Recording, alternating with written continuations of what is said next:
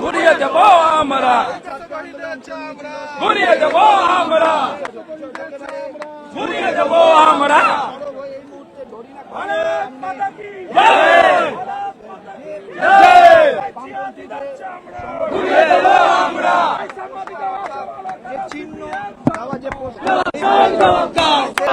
आईसीपीएम देखे जा,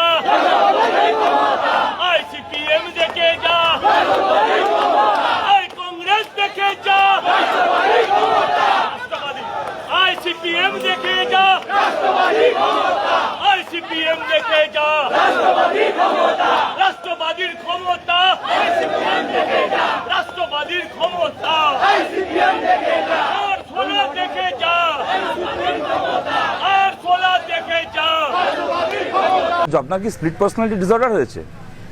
আপনার কি কাউন্সেলিং এর প্রয়োজন আছে? আপনি কদিন আগে বললেন, কিছুটা ইতিহাসকে বিকৃত করেই বললেন, তাও বললেন আপনারা বলেছেন যে ভয় আউট ভরসাহীন, ভরসা ইন। তা আপনারা তো মানুষের মধ্যে ভয় ধরানোর চেষ্টা করছেন। এমন শাস্তি দেবেন নাকি আমাদের মাননীয় মুখ্যমন্ত্রী যে তিন পুরুষ মানুষের মনে থাকবে, এরকম শাস্তি দেবেন? তো একটু শাস্তি আমি আপনার থেকে এই করছি যে আপনার যারা আত্মসহায়ক, যারা পরপর মৃত্যু মুখে মানে মৃত্যু হয়েছে, আপনি তাদের আগে খুব কড়া আগে শাস্তি দিন। তারপরে আমাদের যারা আন্দোলনকারী বা আন্দোলনকারীদের সাথে কিছুটা হলেও যুক্ত হয়ে নিজেদেরকে একটা ঐতিহাসিক আন্দোলনের সঙ্গে থেকে নিজেদেরকে ধন্য মনে করছি। আসলে মুশকিল কি জানেন তো, ওরা বিভিন্ন স্লোগান শোনে। নমস্কার, আমার নাম কবির সৌরভ ইউটিউব চ্যানেলের পক্ষ থেকে কথা বলছি। আমি আমার কথা বিশেষ বাড়াবো না, কারণ আমি জানি যে মূল আকর্ষণ বিকাশ রঞ্জন ভট্টাচার্যের সঙ্গে আমি যে কথা বলেছি, কথোপকথন, আপনারা সেটাই শুনতে আগ্রহী হবেন, সেটাই স্বাভাবিক। আজকে প্রতিবেদনের শেষে কি থাকবে জাস্ট সংক্ষেপে একটুখানি বলবো, এবং আমার দুটো একটা কথা যা বলার ধৈর্য ধরে যদি শোনেন কৃতজ্ঞ থাকবো। শ্রমিক ভট্টাচার্য বিজেপির মাননীয় রাজ্য রাজ্যসভার সদস্য, তিনি আজকে আজাদি নিয়ে গত কয়েকদিন ধরেই আপনারা জানেন একটা আজাদি এই শব্দবন্ধ নিয়ে একটা বিতর্কের রেশ চলছে। শ্রমিক ভট্টাচার্য এবং শতরূপ ঘোষের একটু কাট এই আজাদি শব্দ নিয়ে, এবং কমিউনিস্টদের ভূমিকা, আগস্ট মাস আসতে চলেছে, স্বাধীনতার মাস, সেই নিয়ে একটি ছোট্ট একটি খণ্ডাংশ আপনারা দেখবেন, স্নিপেট আপনারা দেখবেন কিছু। শ্রীলেখা মিত্রর ঘটনা আপনারা জানেন, শ্রীলেখা মিত্রর বক্তব্য আপনারা দেখবেন। শ্রীলেখা মিত্র কী বলেছেন অনেকেই হয়তো দেখে ফেলেছেন ইতিমধ্যেই, যারা দেখেননি তাদেরকে দেখার অনুরোধ করব। শ্রীলেখা মিত্রর বক্তব্য, তাঁকে নিয়ে একটি বিতর্ক তৈরি হয়েছে। বিকাশ রঞ্জন ভট্টাচার্যের সঙ্গে একাধিক বিষয়ে কথা বলেছিলাম, সেগুলো অত্যন্ত গুরুত্বপূর্ণ, সবটা শুনবেন। আমার এই চ্যানেলের সম্পর্কে দুটো একটা কথা আপনাদের সামনে যতটুকু বলার, দেখুন আমি এই চ্যানেল আমার মূলত আমার ব্যক্তিগত উদ্যোগে চালাই। আমার কাছে সবার আগে দেশ মানে দেশের মানুষ, এবং দেশের সংখ্যাগরিষ্ঠ মানুষ, অর্থাৎ গরিব মানুষ, শ্রমজীবী মানুষ, খেটে খাওয়া মানুষ, মেহনতি মানুষ। আমার চ্যানেলের এডিটোরিয়াল পলিসি হচ্ছে, আমি নির্মোহভাবে ঘটনা তুলে ধরি এবং কোনোভাবে কোনো অ্যাজেন্ডাকে প্রোপাগেট করি না, কিন্তু আমি মূলত মেহনতি মানুষের কথা, গরিব মানুষের কথা, খেটে খাওয়া মানুষের কথা, অর্থাৎ সংখ্যাগুরুর কথা, আমার দেশের সংখ্যাগুরুর কথা আপনাদের সামনে তুলে ধরার চেষ্টা করি। আমার কাছে সবার আগে গুরুত্বপূর্ণ দেশের প্রধানমন্ত্রী মাননীয় শ্রী নরেন্দ্র দামোদর দাস মোদী মহাশয়। আমি মনে করি আমাদের দেশ একটি অত্যন্ত গুরুত্বপূর্ণ বিশ্বমানচিত্রে অত্যন্ত গুরুত্ববাহী একটি দেশ। সেই দেশের রাষ্ট্রপ্রধান হিসেবে মাননীয় শ্রী নরেন্দ্র দামোদর দাস মোদী, তিনি আমাদের প্রত্যেকের সম্মানীয়, এবং প্রত্যেকটি রাজনৈতিক দল, আমাদের দেশে যা যা রাজনৈতিক দল আছে তাদের প্রত্যেকের প্রতি আমি শ্রদ্ধাশীল, তাদের প্রত্যেককে সম্মান করি। সমর্থন করতে না পারি কাউকে সমর্থন করতে পারি, কিন্তু সম্মান করি। আমি মনে করি যে প্রত্যেকটি দলের নিজের কথা বলার স্পেস অবশ্যই যুক্তির সঙ্গে, অবশ্যই গণতান্ত্রিকভাবে, অবশ্যই সংসদীয়ভাবে থাকা উচিত।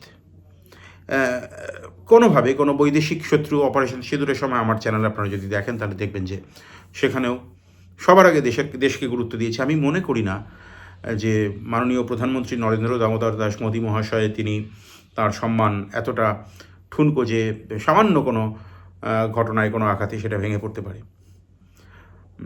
এবং ও লাভলি বলবো কিনা মদন মিত্রের ভাষায় বুঝতে পারছি না, মানে সত্যি কি সরকারে চলে এলো সিপিএম? সত্যি কি সরকারে চলে এলো? কারণ কোথায় বিজেপি, কোথায় সিপিএম? বিজেপি প্রবল প্রতাপান্বিত, দেশের অধিকাংশ রাজ্যে ক্ষমতায়, কেন্দ্রে বিপুলভাবে জনসমর্থন নিয়ে ক্ষমতায়, আরও দলে দলে সাংসদ তাদের দলে যোগ দিচ্ছেন, বিধায়করা যোগ দিচ্ছেন, ভালো তৃণমূলরা তাদেরকে পরোক্ষে সমর্থন করছেন। ফিরহাদ হাকিমের মতো মানুষ, তিনি বলছেন যে আমি তো আপনাদের বিরোধিতা করছি না। সিপিএমের সদস্য, এই বিধানসভায় সিপিএমের সদস্য সংখ্যা মাত্র 1। সেখানে সিপিআইএমকে ক্ষমতা প্রদর্শন করতে হচ্ছে, মানে এই দৃশ্যও দেখতে হবে। এজন্যই কি বলা হয় life is larger then cinema. মানে কলকাতার রাজপথে আপনারা দৃশ্য দেখবেন, সজল ঘোষ তিনি একজন অত্যন্ত গুরুত্বপূর্ণ বিধায়ক, তিনি বলছেন যে সিপিএম দেখে যা রাষ্ট্রবাদীর ক্ষমতার, সিপিএম তো সিপিএমকে ক্ষমতা দেখাবে, মানে একটি মশাকে ক্ষমতা দেখাবে একটি প্রবল প্রতাপান্বিত হাতি। এটা হয় কখনো? সিপিএম তো শেষ। বিধানসভায় সদস্য সংখ্যা মাত্র 1 ভোট পার্সেন্টেজ, এবং বিজেপি সমর্থকরা বিশ্বাস করেন ভেতর থেকে যে আগামী 50 বছরেও বিজেপিকে সরকার থেকে দূরে সরানো যাবে না। কিসের ইঙ্গিত? এবং তৃণমূল নয়, আস্তে আস্তে কিন্তু রাজনীতির ডিসকোর্সটা দুভাগে ভাগ হয়ে যাচ্ছে। সরাসরি কমিউনিস্টদেরকে আক্রমণ করা হচ্ছে। কিসের ইঙ্গিত? আপনারা বুঝবেন, দৃশ্যপটগুলি দেখুন, সঙ্গে থাকুন। যারা প্রথমবার আসছেন চ্যানেলটি সাবস্ক্রাইব করে সঙ্গে দেখুন। আমার বক্তব্য যদি দীর্ঘায়িত হয়ে থাকে অগ্রিম মার্জনা চাইছি। সম্পূর্ণ প্রতিবেদন অবশ্যই দেখবেন।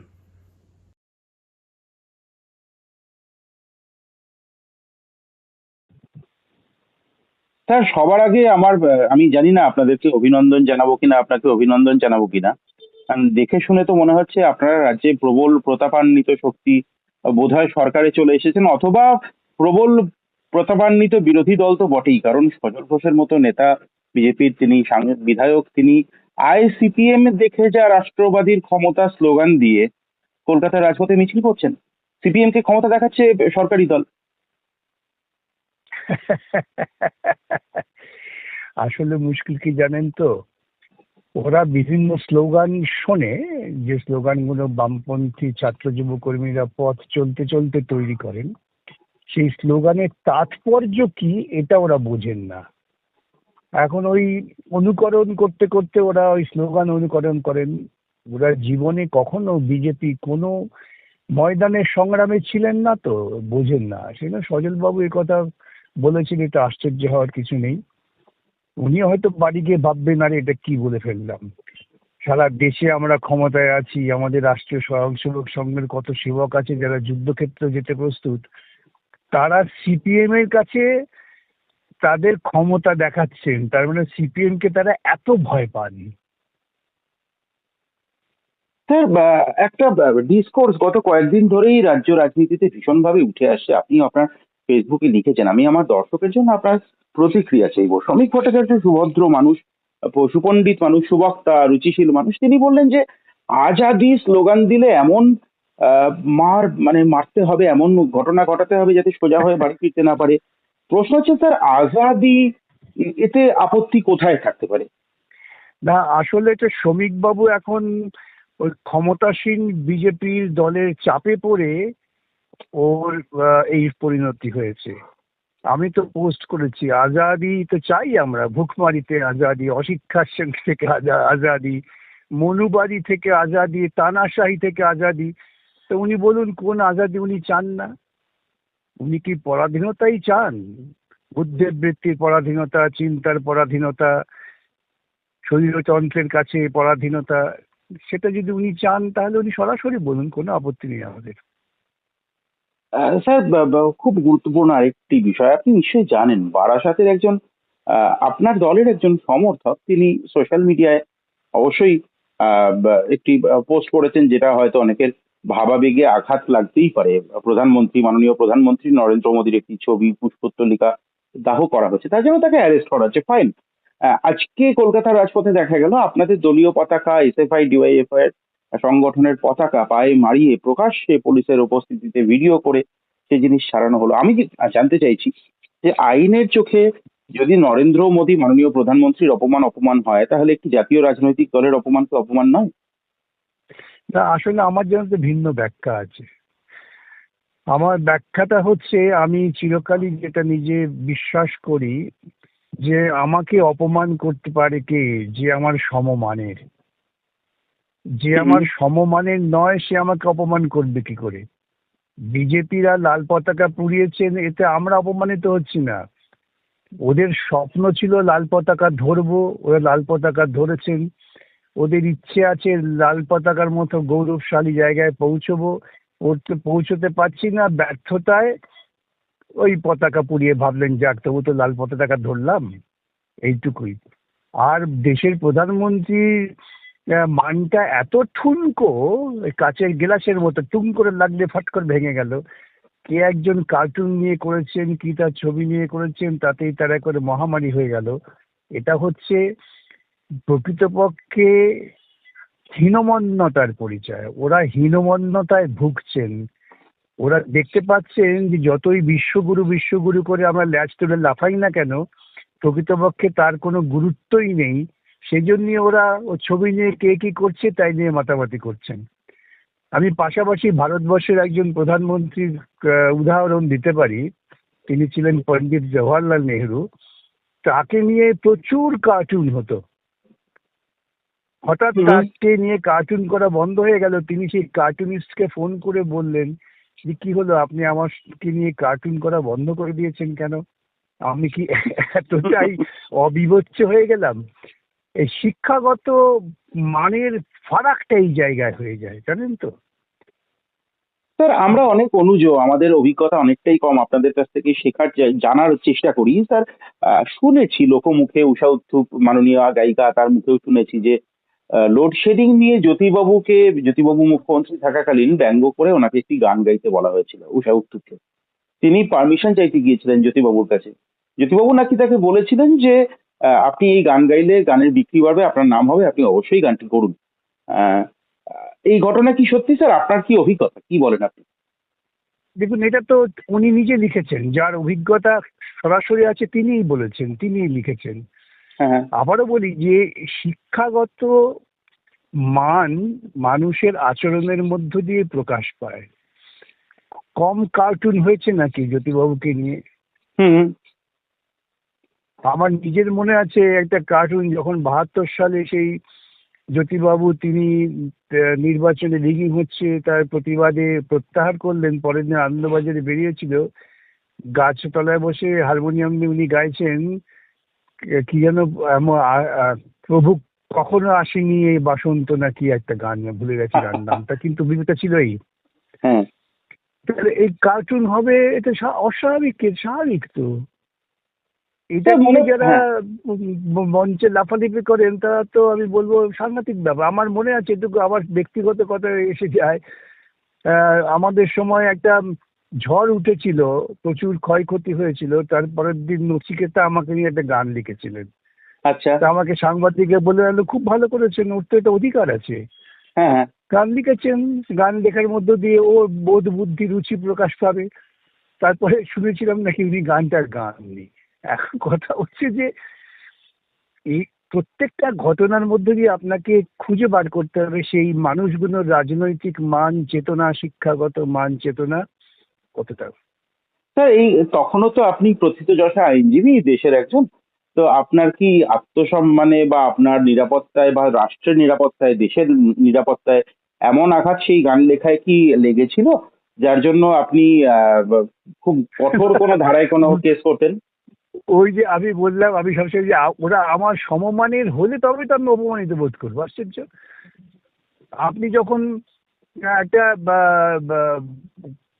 পোষা জন্তুর সঙ্গে আপনি যখন বন্ধুত্ব করেন, তো সেই পোষা জন্তু কি আপনাকে ঘেউ ঘেউ করে অপমান করতে পারে?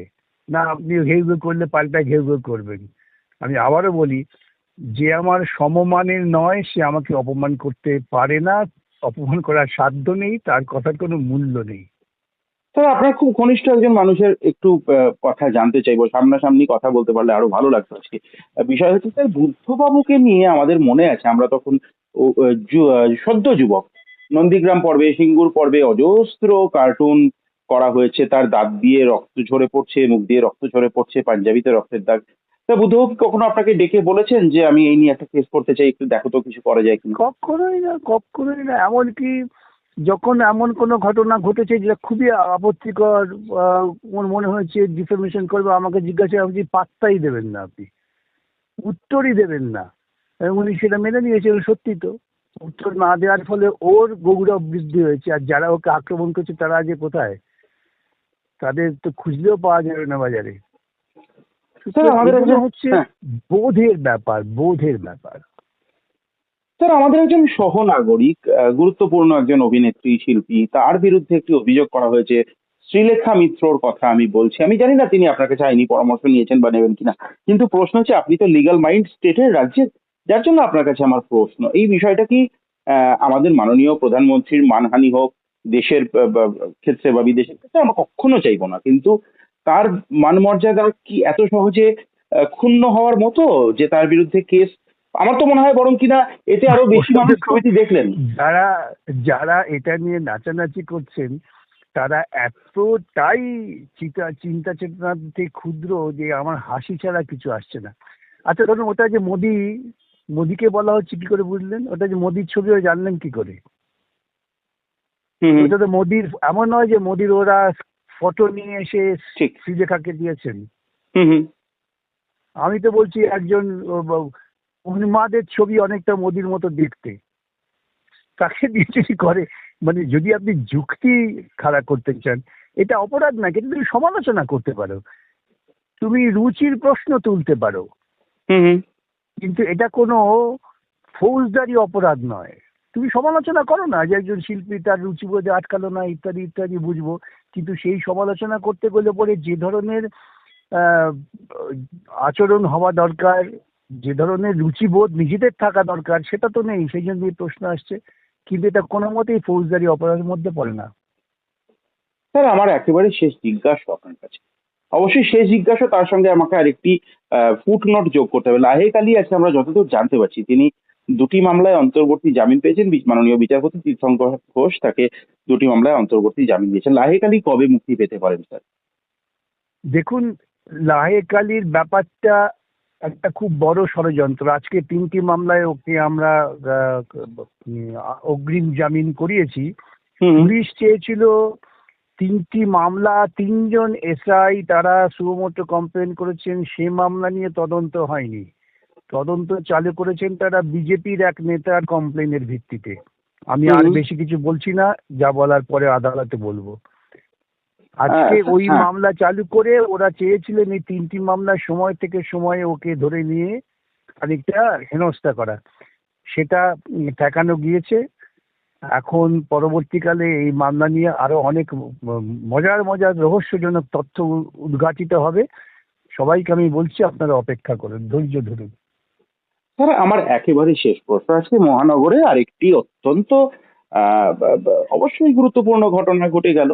আহ, আক্রান্ত সাংবাদিকরা তারা মিছিল করলেন এবং অনেকেরই আক্রমণের কেন্দ্রবিন্দুতে দেখা গেল বামপন্থীরা, আপনারা। অনেকেরই, আবার অনেকের নয়ও। আপনাদের দলের নেতা, আপনি ব্যক্তিগতভাবে আমার চ্যানেলেই বলেছেন, সুজন চক্রবর্তী প্রেস বিবৃতি দিয়েছেন, দেবাঞ্জন দে এসে ভাই রাজ্য সম্পাদকের সঙ্গে কথা বলেছি, আপনি ব্যক্তিগতভাবে লিখেছেন যে আপনারা এই আক্রমণকে সমর্থন করেন না। তারপরেও কেন আপনারা এত গুরুত্বপূর্ণ হয়ে উঠছেন? আপনারা কেন আক্রমণের মুখে? দেখুন, এটা না দক্ষিণপন্থী রাজনীতিবিদরা এবং তাদের পোষিত সমস্ত সংগঠন মনে প্রাণে এটা জানেন যে বামপন্থাই হচ্ছে একমাত্র ওদের বিপজ্জনক শত্রু। দক্ষিণপন্থার যে কদর্য রূপ সেটা বামপন্থারাই প্রকাশ করতে পারেন। সেই জন্যই আজকে এই ধরনের সমস্ত কাণ্ড ঘটানো হচ্ছে। নিশ্চয়ই ব্যক্তিগতভাবে যে কোনো সাংবাদিক বন্ধু, সংবাদকর্মীর উপর আক্রমণটা নিন্দনীয়, সেই নিন্দাটা সকলেই এক বাক্যে করেছেন। তথাপি তারা নামলেন কেন? তার কারণ হচ্ছে যে সংবাদ মাধ্যমের তারা কর্মী, সেই সংবাদ মাধ্যমের মালিকরা তাদের বাধ্য করেছেন যে তোমাদের প্রতিবাদে নামতে হবে। তা না হলে আর ইতিপূর্বে বহু সাংবাদিক বিভিন্ন সময় নিগৃহীত হয়েছেন, তারা তো নামেননি। যখন প্রবীর পুরকায়স্থর মতো একজন সাংবাদিককে বেআইনিভাবে গ্রেপ্তার করে রাখা হয়েছিল, তো এরা তো তা বলেননি, আপত্তি করেননি। সেটা নাই করতে পারেন, সেটা তাদের বিবেক এবং তাদের বোধের ভিত্তিতে। কিন্তু আজকে তারা নিগৃহীত হয়েছেন, অত্যন্ত নিন্দনীয়। কিন্তু এটাও তাদের সমীক্ষা করা দরকার। বারবার বলেছি যে হঠাৎ মানুষ আপনাদের উপর এত বিক্ষুব্ধ হচ্ছেন কেন? আপনারা কি সাংবাদিকের ভূমিকা পালন করছেন, না সাংবাদিকের চেহারায় শাসক দলের ভূমিকা পালন করছেন? এটাও আপনাদের ভাবতে হবে। স্যার, একেবারে একটা শেষ প্রশ্ন করবো। অনেকবার আমার চ্যানেলেই আপনার সঙ্গে কথোপকথনে আমি জিজ্ঞেস করেছি, আশঙ্কা প্রকাশ করেছি, সেই আশঙ্কা সত্য প্রমাণিত হচ্ছে। আবারও বলছি, সৌমিত হামারসিকল নামের একটি প্রোফাইল, তাকে গ্রেফতার করা হলো এবং ইতিউতি এরকম অনেকেই হুমকি পাচ্ছে। এখন কোথাও গিয়ে কি যারা রাজ্যে আপনার দল, কংগ্রেস, তৃণমূল কংগ্রেস, বিজেপি বা দলমত নির্বিশেষে মজার ছলে প্রতিবাদ করেন বা এই ধরনের ঘটনা ঘটান, তাদের উদ্দেশ্যে বিকাশ রঞ্জন ভট্টাচার্যের বক্তব্য কি? কোনো হিংসার আশ্রয় গিয়ে নয়, মজা করে যারা প্রতিবাদ করেন। আমি প্রত্যেককেই বলছি, আপনারা আপনাদের নিজস্ব বুদ্ধিবৃত্তির বা ভিত্তিতে সমস্ত রকম কার্টুন রসিকতা প্রতিবাদের স্বরূপ হিসেবে চালিয়ে যান। যারা শাসক তারা ভয় পেয়েছেন এবং তারা ক্লান্ত হয়ে পড়বেন। যত বেশি ওরা এই ভয় দেখাবে ততই ওরা বিপদে পড়বে। আমি একটা পোস্ট করেছি রবি ঠাকুরের কথা কোট করে, শাসনের যতই ঘেরো আছে বহু দুর্বলেরও। এটা অবশ্যই মাথায় রাখতে হবে। অনেক ধন্যবাদ স্যার এতটা সময় দেওয়ার জন্য। দেশ বিরোধী শক্তি নতুন করে মাথা ছেড়ে দিয়েছে। আর এখানে যারা কমিউনিস্ট আছে, যারা এই দেশটাকে টুকরো করেছিল, যারা ভারতবর্ষকে এক রাখতে চায়নি, 28টা টুকরোতে ভাঙতে চেয়েছিল, তারা আজকে পিছনের দরজা দিয়ে এখানে ঢুকেছে। শ্রমিক ভট্টাচার্য, আপনার কি স্প্লিট পার্সোনালিটি ডিসঅর্ডার হয়েছে? আপনার কি কাউন্সেলিং এর প্রয়োজন আছে? আপনি কদিন আগে বললেন, কিছুটা ইতিহাসকে বিকৃত করেই বললেন, তাও বললেন যে জ্যোতি বসু নাকি কমিউনিস্টরা নাকি শ্যামাপ্রসাদের সঙ্গে কাঁধে কাঁধ মিলিয়ে ভোট দিয়েছিল পশ্চিমবাংলাকে তৈরি করার জন্য। তা আপনি একদিন বলবেন যে কমিউনিস্টরা, জ্যোতি বসুরা রাজনৈতিক বিরোধ ভুলে গিয়ে দেশের স্বার্থে, বাংলার স্বার্থে শ্যামাপ্রসাদ মুখার্জির সঙ্গে একযোগে ভোট দিয়েছিল আইনসভায়। আবার সেই আপনি আবার দুদিন পরে এসে বলবেন যে জ্যোতি বসুর পার্টি দেশদ্রোহী পার্টি, কমিউনিস্টরা দেশদ্রোহী। তা আপনার কি চিকিৎসার দরকার হয়ে পড়ছে? এদের বোঝা উচিত এই সরকারটা শ্যামাপ্রসাদের সরকার, বাবরের সরকার নয়। শ্রমিকবাবু, আপনি শ্যামাপ্রসাদের সরকার বলতে কি বোঝেন? শ্যামাপ্রসাদের সরকার মানে তো মুসলিম লীগের সরকার। শ্যামাপ্রসাদ মুখার্জি তো ফজলুল হকের মন্ত্রিসভায় মন্ত্রী ছিলেন। এখন কি পশ্চিমবাংলা মুসলিম লীগ চালাচ্ছে নাকি? শ্যামাপ্রসাদের সরকার মানে তো মুসলিম লীগের সরকার। আমরা পুলিশকে বলছি আইন আইনের পথে চলবে, কিন্তু ভারত তারি টুকরে হোঙ্গে আর কাশ্মীর মাঙ্গে আজাদি, এই কথা বলে কেউ যেন সুস্থ শরীরে বাড়ি না ফিরে যেতে পারে।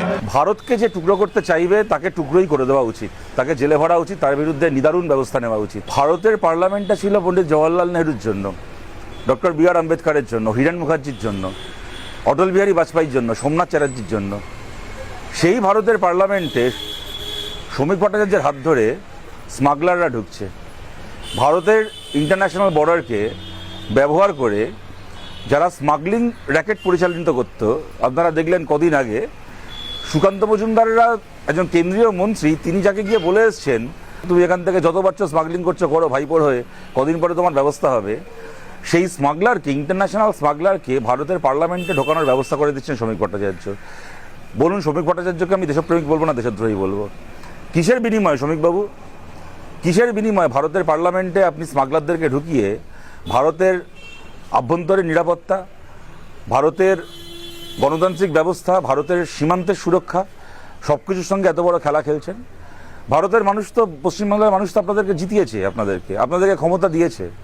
তারপরও তৃণমূল কংগ্রেসের হাজার হাজার কোটি টাকা কামানো চোরগুলোকে পার্লামেন্টে যাওয়ার ব্যবস্থা করে দিচ্ছেন কিসের বিনিময়ে? কারণ টাকা পয়সার গল্প নেই তো এর পেছনে। ভারতে হাজার হাজার কোটি টাকার চুরি যারা করেছে তাদের কাছ থেকে যদি টাকা পয়সা নিয়ে তাদেরকে পার্লামেন্টে ঢোকানোর ব্যবস্থা করা হয়ে থাকে, তাহলে যিনি এটা করছেন তাকে আমি দেশপ্রেমিক বলবো নাকি দেশদ্রোহী বলবো? এরও তদন্ত হবে, আজ বাদে কাল কিন্তু এইগুলোর তদন্ত হবে। ওকে, this is not a clarification or neither a justification, but since এটা এত লোকজন আমাকে সকাল থেকে ফোন করছে বা জানার চেষ্টা করছে বা বিভিন্ন মিডিয়া থেকেও আমার কাছে ফোন করছে, আমার মনে হয় আমার তরফ থেকে হয়তো একটা জানানো উচিত। আমার একটা বিশেষ, আমি একটা পোস্টার ধরে দাঁড়িয়ে রয়েছি, সেইটা ভাইরাল করা হয়েছে এবং সেখানে ছবিটা দেখলেই বুঝতে পারবেন কি কেন কি বৃত্তান্ত। তো ওখানে আমি যতই বিজেপি বিরোধী হই, আন্ধভাগ বিরোধী হই বা মোদি বিরোধী হই, আমাকে কেউ দেশদ্রোহী আখ্যা দিলে সেটাও যেরকম ভীষণ মানে হাস্যকর ব্যাপার, সেটাই একই রকম হাস্যকর হচ্ছে যদি কেউ মনে করে যে ওই রকম ছবির মানে আমি ইচ্ছা করে এই ছবিটাকে আমি হাতে নিয়ে দাঁড়িয়ে করেছি। পেটে তো একটু শিক্ষা দীক্ষা আছে। এটা দিল্লি থেকেই পোস্টারিংগুলো হয়েছে, সেটা ওই অত লাখ লাখ হাজার হাজার ছেলে মেয়েদের মধ্যে ওই ঘামের গন্ধ, ওই অর্গ্যানিক মাঠে দাঁড়িয়ে বিপ্লব যেটা, মাঠের ভেতরে দাঁড়িয়ে বিপ্লব যেটা, এবং ওই রকম একটা বিপ্লব, ওই রকম একটা আন্দোলন, এবং সেখানে যখন লাঠি চার্জ করা হচ্ছে মহিলা পুলিশ এবং এমনি পুলিশও, তখন কিন্তু আমি আর 5টা যুব ছাত্রদের সাথে আমিও দৌড়েছি। এটা আমার জীবনের প্রথম এরকম একটা অভিজ্ঞতা। অনেক প্রতিবাদ মিছিলে গেছি, অনেক মিটিং মিছিল সভা অনেক কিছু করেছি, কিন্তু এইটা হয়নি। তো আমার একটা মেয়ে বড় হচ্ছে, সুতরাং আমার যদি প্রথমে চশমা ছাড়া গেছিলাম সানগ্লাস পরে, আর ওই ভিড়ের মধ্যে ওইটুকু একটা পোস্টারে আমার মোদিজির বিলো দ্য বেল্টের দিকে আমার চোখটা যায়নি। কি করব বলুন তো? একটু জেনারেলি মেয়েদেরকে জিজ্ঞাসা করবেন, মানে শতকরা 95% মহিলারা বলবে যে আমরা যদি কোনো পুরুষ মানুষকে দেখি আমরা তার প্যান্ট দেখি না, প্যান্ট বা তার নিম্নাগ্নে দেখি না। সুতরাং সেখানে মোদিজির এরকম একটা ছবি, ওটা দেখে মজা লেগেছে। ওই কতগুলো ছেলে যাচ্ছিল, তারা প্রতিবাদে তারা পোস্টার দিয়ে করেছে, ছবি তুলতে এসেছিল, পোস্টারটা হাতে নিয়ে ছবি তুলেছি, আর দেখিও নি পোস্টারটাকে ঘুরিয়ে, সময় ছিল না কারণ পুলিশের লাঠিচার্জ হচ্ছিল। তারপরে শুনছি আমার নামে অনেক কিছু হচ্ছে, আমাকে ইমিডিয়েট অ্যারেস্ট করার হচ্ছে। একটা কথা বলি, আপনারা বলেছেন যে ভয় আউট ভরসা ইন, তা আপনারা তো মানুষের মধ্যে ভয় ধরানোর চেষ্টা করছেন। এমন শাস্তি দেবেন নাকি আমাদের মাননীয় মুখ্যমন্ত্রী যে 3 পুরুষ মানুষের মনে থাকবে, এরকম শাস্তি দেবেন? তো একটু শাস্তি আমি আপনার থেকে করছি যে আপনার যারা আত্মসহায়ক, যারা পরপর মৃত্যু হয়েছে, আপনি তাদের আগে খুব কড়া আগে শাস্তি দিন।